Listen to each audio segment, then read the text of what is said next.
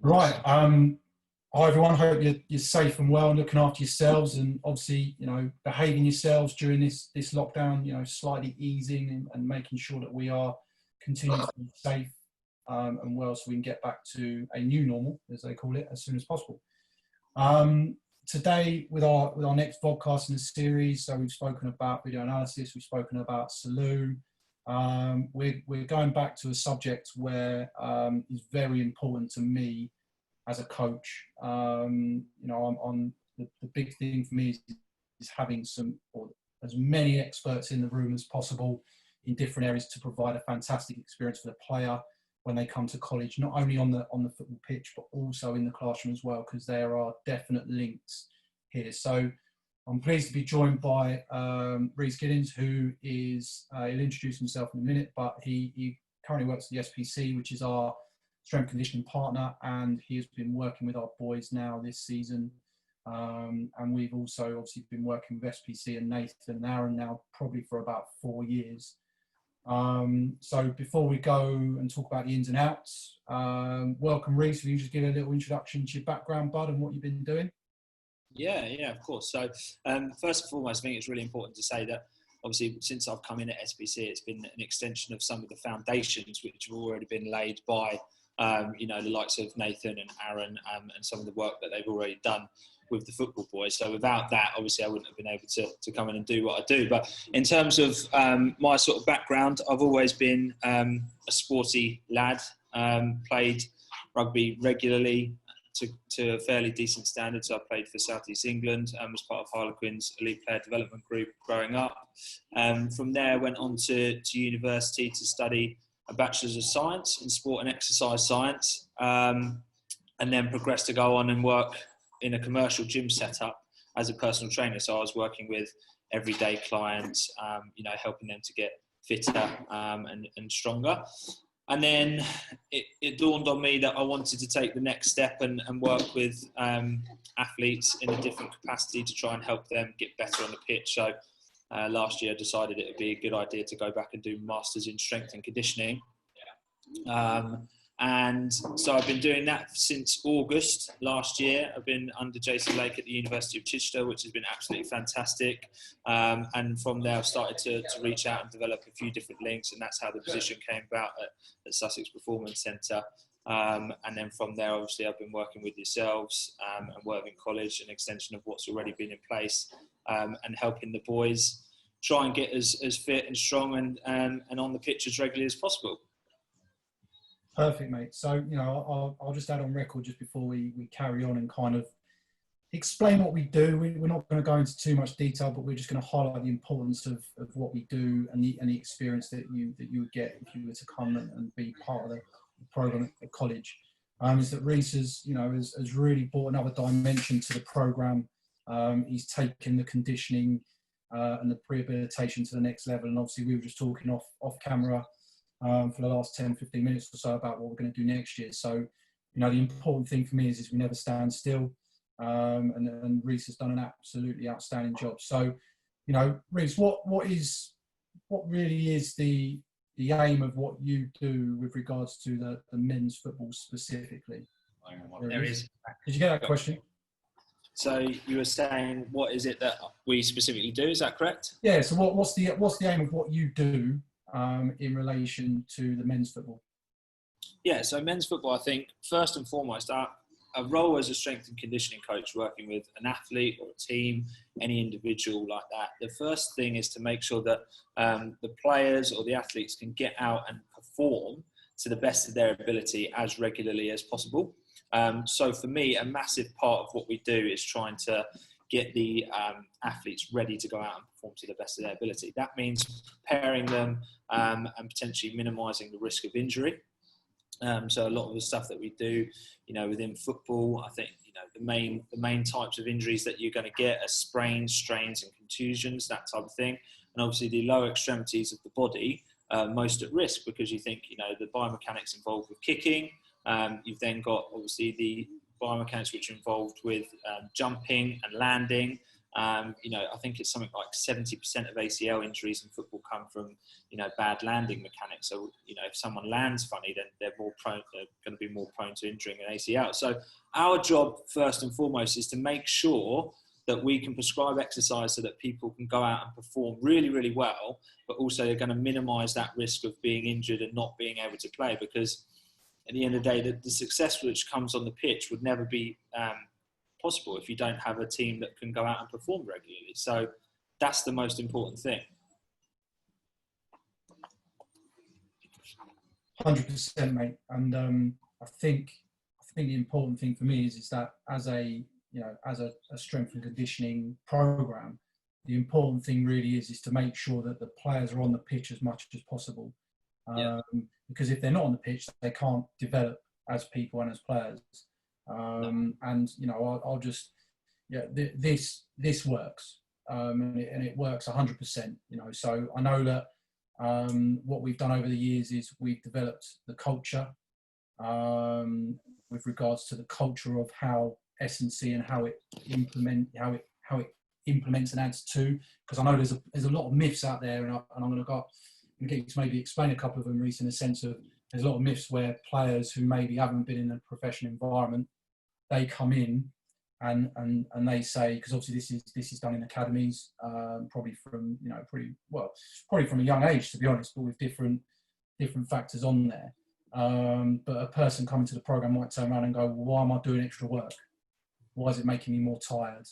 You know, why am I why am I having to put myself through a lot more stress and strain, because obviously I feel tired. So kind of, you know, can you, if you can hear me still, mate, can you dispel the myths that come with people that maybe haven't been in this environment? Because there's a lot of people that come into our environment, which actually, to be fair, is probably better for them having no experience at all, because it's probably better to coach them the right way rather than someone that has and maybe has been coached the wrong way.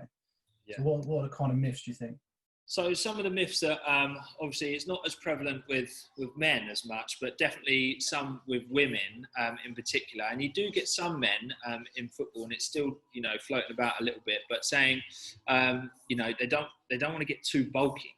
So they're worried about not being able to get around the pitch, not being able to be as quick and as agile as they were. And I completely get that, because if someone puts on too much size, you might lose a little bit in other areas and things like that. However, the types of training that we try to implement are only going to correlate to things which are going to enhance sporting performance. So if you look at things like maximal strength, that has a really high correlation with sprint speed. And you know the benefits of having a quick team in football, you know, from a tactical perspective, are really, really important. And that's some of the things that we try and get across to players is, you know, look, by lifting heavy and lifting with correct technique, it's only going to have a positive effect. Some players do get a little bit apprehensive about lifting heavy. Is that going to be the right thing to do? Is that going to help them? But when you do it in the right dosage and you do it with the right technique, that is going to help to benefit performance, and then it's not going to fatigue them. So I think that's really important from a sort of standpoint, that we get that across to players, and that comes from an education point of view, that if you're doing the right type of training, it's going to positively affect your performance. And you've only got to look at the likes of Adama Traore, and you see the size of him, and you realise how quick he is. You know, his hamstring and glute development, which is, you know, absolutely really, really important for speed, and you can see why he's one of the quickest players in the league. So, I mean, that is probably one of the biggest myths going. I think you touched upon it, and you said the main word there is educate and education. Obviously, I'm an educator. That's my job at the college, and I think that you know, it's all right having these programs. Yeah, we do S&C, but you know, do you do S&C? And I think the important thing is do you just put a session on where, come on guys, we'll do some, you know, bicep curls, few press ups, couple of sit ups. Yeah, that'll do. But actually, our aim is a lot wider than that, a lot broader than that. And I think, you know, education is key. So how, you know, without giving too much away, because we're not going to, but obviously, you know, how do we educate these guys? Yeah, so education comes from, whenever they enter the premises as something comes. So we're talking to them throughout sessions non-stop. So we have that by having that contact time, they're getting exposed to that environment, and therefore they'll start to learn things and pick up on things.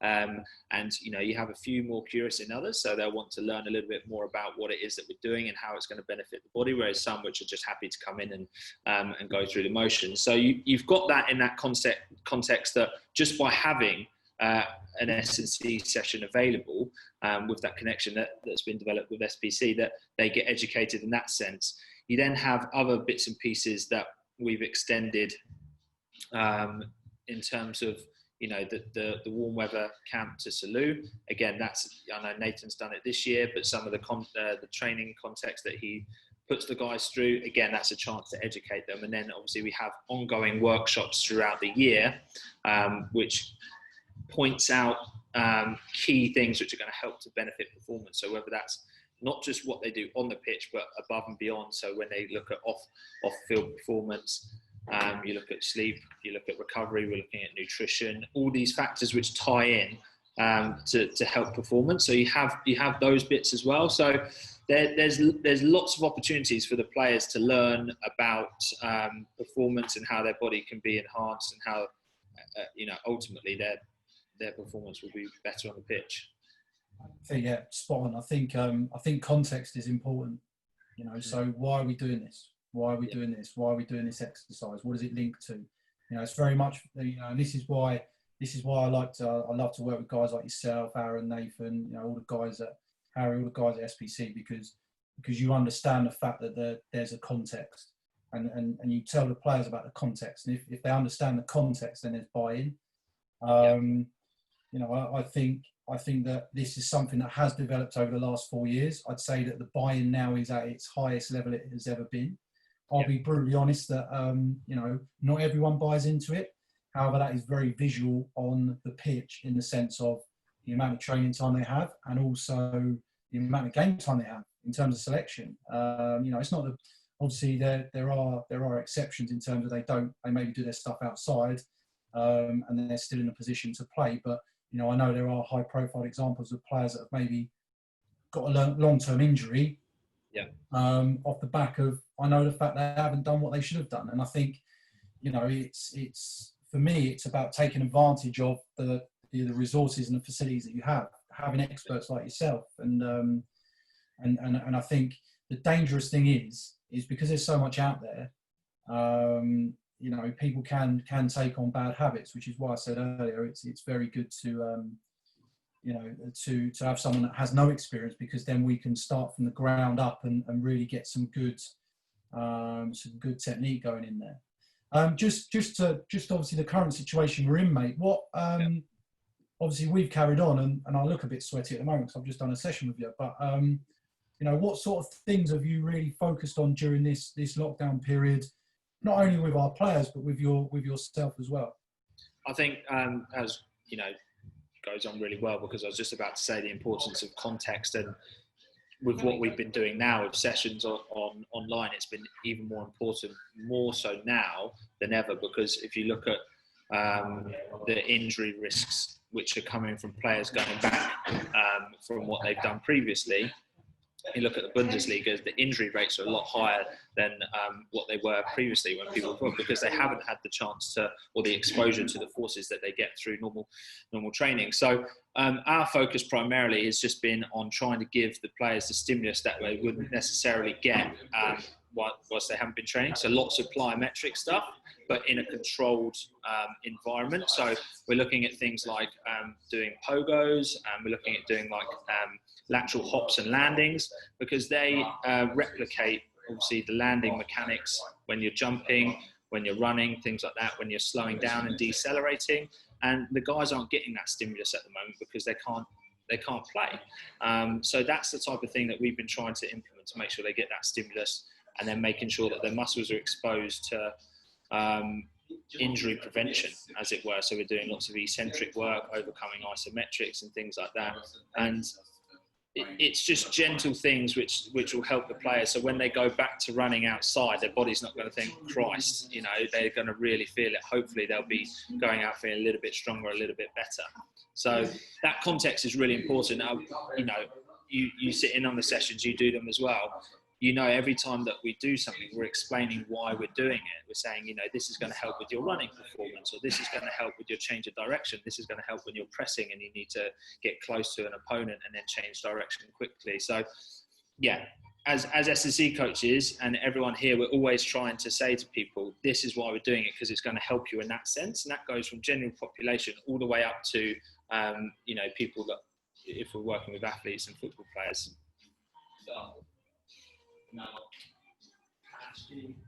Yeah, it's context again, education again. You know, the big thing that we've discussed, obviously there was a bit on Sky Sports News from the England physio Gary Lewin, I think it was last week, where he said the biggest issue really is about the contact, so about the hitting the contact, because obviously at the moment for grassroots players there's no contact as of the guidelines on the 1st of June. But obviously in the Premier League now, they're bringing in the contact element like they've done in Europe. So kind of with our conditioning as well, you know, we would be looking at how can we realistically provide the opportunity for someone to make contact with something. And the easiest thing probably is actually the floor. So there's little bits like that actually, you know, maybe people don't think about. And it kind of leads on to my next question for you, mate, is, you know, what advice would you give someone now who's been training the last 8-10 weeks? Let's say someone like a Noah Ramu who's been training the last 8-10 weeks. What does he need to do? And then on the flip side, because we're going to have it, because obviously it happens, there'll be someone who's done absolutely nothing. Yeah. Absolutely nothing for 8 to 10 weeks, not conditioned at all. So kind of what is the differentiated advice? And let's say they're both players in our program. Mm-hmm. Yeah, well, we're gonna have some players that have, you know, Noah's been there from day dot, and he's been really, really good. He's always keen. He's always working really hard. So big well done to him first and foremost. But for someone like Noah, it's going to be easier for us to integrate, you know, higher intensity training, and you would feel more comfortable putting him through a higher stimulus. I mean, the key for us working with the individual athletes would be to get out. You then need to start exposing yourself to some sprinting stimulus. So not necessarily going absolutely mental. You need to have plenty of recovery between your sprints. And I'm talking 2 to 3 minutes recovery, not run, walk back, because it's not fitness. We're trying to work on your ability to generate maximal power here. So they would be looking at start with things like a 20-meter sprint. And you might say, right, you're going to go with about 60, 70% to begin with, and gradually build that intensity over the session and over the next coming weeks. And then you can start to lengthen out those distances. So start perhaps with 5 sprints at 20 meters, session 1. Session 2, you might go, right, we're going to go 5 sprints, but at 25 meters, and gradually just increase that. And then from there, what you would do is then start to have a little bit of change of direction in there as well. So you might say, right, okay, we've got that sprinting bit, and then you're then going to mark out a coned area, which is about 5 meters, where you need to slow down within that area. Because then you're starting to get the body used to decelerating again. Because the amount of forces that go through the muscles, joints, when you're decelerating are loads, and the players wouldn't have done that. So when they go back to playing sport, even when they're not they're still going to be changing direction, chasing after the ball, you know, going to press defenders and things like that. They're going to expose themselves. So for someone like Noah, it's still going to be the same context. You're going to build it up gradually, because you don't want to risk yourself being like, right, okay, what can I do? For someone who hasn't done anything like that, it's going to be a bit more of a different story, because they're going to need to reintegrate some of the methods that we've been doing during our training. So they need to do some of the basic plyometric stuff first, before they can then start to expose themselves to heavy sprints and things like that, because the body's just not going to be ready for it, unfortunately. And that's something that I've personally been doing, and I know the other guys have been doing as well. So for them, I would say expose yourself to things like Pogos, to drop landings in a capacity where you can do it outside at home. So just stepping off from a chair, controlling the landing, things like that. Doing 3 sets of 5 reps, doing them little and often every couple of days. That'd be great. And then after a couple of weeks, you can then start to expose yourself to some sprinting stimulus, some change of direction, and things like that. So yeah, essentially that's what I would say. For someone like Noah, to summarise, obviously I know I've said a lot there, but to summarise, for someone like Noah, you could start to expose yourself to some sprinting stimulus. Just build it up, intense, don't go max straight away, about 70-75%. Build that up frequently. For someone else, start with your plyometrics, basics, then after a couple of weeks, you can start to expose yourself to different stuff. Yeah, and obviously if you haven't done anything, come to our S&C sessions Tuesday and Fridays. There you go. Yeah. We're still doing that now, because the guys still need to do it, and they still will need to do it because they've got benefits that just extend upon, prehabilitation. You're going to look at increasing rate of force development. If you can increase ankle stiffness, you're going to be able to transfer force through the legs and through the foot, and then your strides are going to be longer. You're going to be quicker. There's loads of different stuff, loads of nitty-gritty science behind it, but the guys don't necessarily need to know that much detail. They just need to be knowing why they're doing it, how it's going to help them, and the importance of it. No, that's it, mate. So just moving on, just quickly. I know there's been a bit of an exciting development with regards to the SPC. Can you explain that for me? Because I think that moves in quite well. Yeah, definitely. So myself, Nathan, Aaron Racine, Harry Short, and Tom and Michelle, obviously the guys who are part of SPC as well, we have decided to set up an arm which is specific towards athletic development, so enhancing the physical performance capabilities of either an individual or a team. And basically it's geared towards players who want to potentially reach that next level, who don't know how. So, for instance, you might have a player who has been playing regularly, playing really well, but wants to know where specifically their strengths and weaknesses lie in terms of their performance attributes. So if you look at things which correlate to football performance, you've got linear sprint speed, you have change of direction, you'll have aerobic fitness, so how fast you can go in a game, and you might have lower body power. And what we can do is we can summarize that through a battery of tests. We can then say to them, compare that data against normative data. So say if it was an under 18 football player, for instance, we could compare that to under 18 academy level players and say to them, right, you're here in this attribute, but you need to be here to get to that level. And that's where your performance is lacking.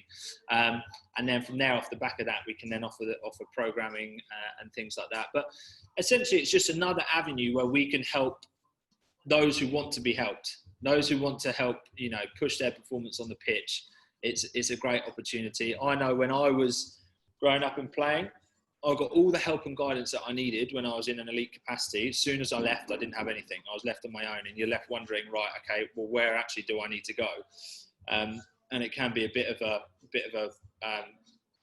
a challenge. So, yeah, I think for us, SPC Athletic Development is awesome. We've got the likes of Aaron, who's obviously specifically playing really well. He's played at a high level himself, so he obviously knows what it takes to get there. And hopefully it will just offer another avenue for players to get better. Yeah, and again, this is what student athletes, academic athletes experience at the college with the amazing work that you guys do. So obviously I'll share the details with that on this podcast as well. Yeah. But just to finish up, just imagine, all of this sounds amazing, which it is, and we know that it has results. I honestly believe that we're one of the fittest teams that we ever come up against. There might be teams that are fit, but it's no coincidence that we've had, people might call it luck, but we've had like last minute equalisers, winners, comebacks, all that kind of stuff. Yeah. I honestly think a lot of that is down to the mindset and also the conditioning that takes place, the structured conditioning. Yeah. But let's say I'm a parent of a young lad or a young girl that wants to come into the program. Yeah. What kind of impact does this also have in the classroom, do you think? Because obviously I'm an educator. Mm-hmm. It's obviously the students might be swayed towards the sport more. Obviously, there's loads of people like that. But how does this stuff kind of also support the classroom and the attainment in the classroom, do you think?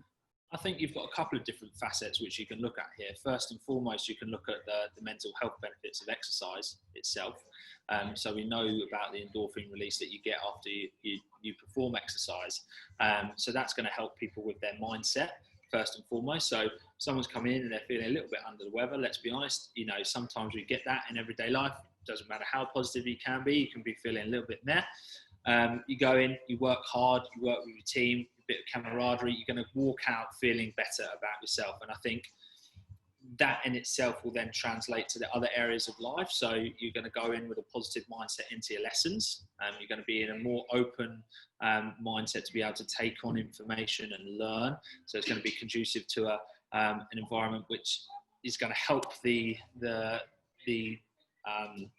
student at the time, help them towards what they're trying to achieve. So that's really important. I think off the back of that as well, obviously you have then the discipline side of things as well. So you don't only have your mindset, you have the case of, well, when you come into a gym, you're working for that set amount of time period, then you rest. And I think what people can then start to do is be like, I've got exams coming up, I need to revise for this amount of time, then I can relax. And it helps people to start organize their time so that they're going to be more productive. So a lot of people, a lot of students, you know, some people have been there and done it. You know, you can be like, right, I've got something coming up, I need to cram my revision in. Actually, what S&C can start to give people is organisation is key. I can work for that amount of period of time, but then I can rest and I can then start to cycle that through. And I think it just helps to give students that little insight into the importance of working and resting, getting that balance and having that discipline of being like, no, actually, I'm going to sit down for 2 hours tonight, revise, and then I'm going to go out with my mates, or then I'm going to go out and, you know, play Call of Duty or play FIFA or whatever it is. I think that's really important as well. So there's a couple of different facets, but it most definitely does help, and it's always helped me through my sort of educational background and my thing growing up as well. Yeah, definitely. I think it's linked to habit forming. I think it's linked to positive outlook, as you said. I think it is linked to routine and structure. There is, and also attainment, being alert in the class. You know, wanting to maybe try new things, wanting to take risks, because it is linked to mindset. And as I say, this conditioning is not just a standalone thing. It's linked to, you know, how we recover, how we sleep, what we put in our bodies. Obviously, you know, they're different. They're kind of different podcasts on their own. So, you know, this has a performance benefit both in and out of the classroom, definitely.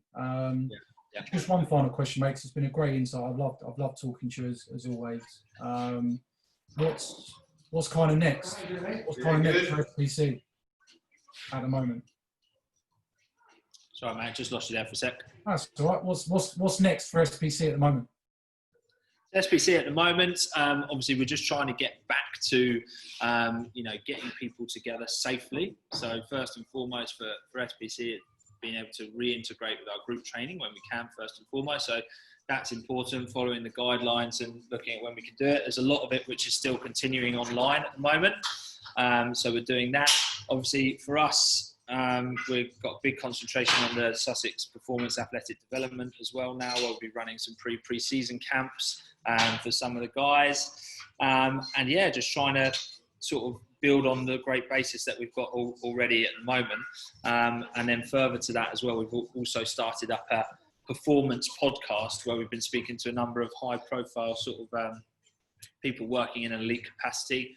So there's a lady called Emily Kane who works as a physical performance coach for the FA, who we've been chatting to. So just starting to network in that elite capacity and get people talking. And that's going to not only help others, so like yourselves, going to help us. And when we transfer that knowledge to people like you guys and the teams around as well. So that's really important. And we're just going to carry on trying to grow and develop and help as many people as we can. Love it, mate. You know, really exciting times. You guys have been outstanding in terms of adapting and overcoming what's happened during this lockdown. And obviously, I'm really looking forward to working with you guys moving forward. And we've got some really exciting ideas for the future. So, you know, if you want to come and join us, trials will be coming up soon, probably in the next month. So, you know, take care, stay safe. Nice one, Dave. Brilliant. Thanks very much. No worries.